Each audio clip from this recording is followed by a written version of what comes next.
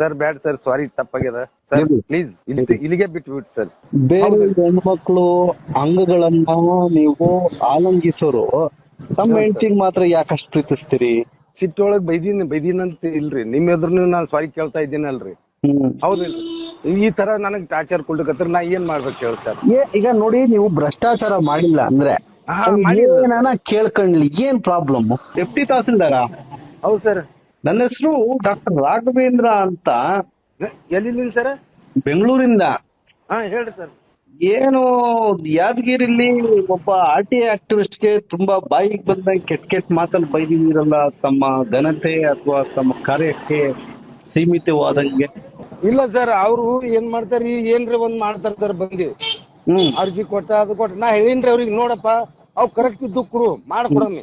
ಹೌದಿಲ್ಲ? ನನ್ ಮನಿಲಿಂದ ಕೊಡ್ತೀನ, ಕರೆಕ್ಟ್ ಇತ್ತು ಅಂದ್ರೆ ಮಾಡೋಣ. ಅಂತವ್ ಇಂತವ್ ಹಾಕ್ತಿ ಸುಮ್ಮನೆ ನಮ್ಮ ಯಾಕೆ ಇದು ಮಾಡ್ಕತೀನಿ? ಹೌದಿಲ್ಲ ಸರ್? ಇಬ್ರು ಮೂವರು ಕೂಡ ಹೇಳಿದೇವ್ ಸರ್, ಅವ್ರ ಊರಿಗೆ ಹೋಗಿ ಹೇಳ ಬಂದಿನ್ರಿ. ಅಂದ್ರೂ ನಂಗೆ ಸುಮ್ ಟಾರ್ಚರ್ ಕೊಡ್ಲಿಕತ್ತನ್ ಸರ್. ಮತ್ತೇನ್ ಮಾಡ್ಬೇಕು ಹೇಳಿ ಸರ್ ಅದಕ್ಕೆ? ನಾಗೇಂದ್ರಪ್ಪ ಅವರೇ, ತಾವು ಮದುವೆ ಆಗಿದ್ದೀರಾ? ಹೌದ್ ಸರ್. ಮಕ್ಳು ಎಷ್ಟ್ ಜನ? ಇಬ್ರು ಅದರ್ ಸರ್. ಈಗ ನಮ್ಮ ಮನೆಯವ್ರಿಗೆ ಆರಾಮಿಲ್ಲ ಸರ್, ಆ ಟೆನ್ಷನ್ ಒಳಗ್ ನಾ ಇದ್ದೀನಿ. ಮಕ್ಕಳು ಗಣಸ್ ಮಕ್ಳು ಅದಾರ ಸರ್. ನಮ್ಮ ಮನೆಯವ್ರು ಈಗ ಒಂದೂವರೆ ವರ್ಷ ಐತ್ ಸರ್ ಹಾಸ್ಪಿಟಲ್ದಾಗ ಅದಾರ್ರಿ. ಈಗ ಆ ಟೆನ್ಷನ್ದಾಗ ಇದೀನಿ ಸರ್. ತಿಂಗಳ ನನಗ್ 20-30 ಸಾವಿರ ರೂಪಾಯಿ ಖರ್ಚು ರೀ.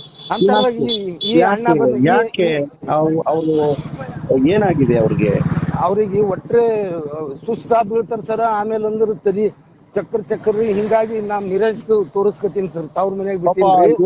ಸತ್ತೋಗ್ಬಿಡ್ತಾರೆ ಅಂತ ಭಯನಾ?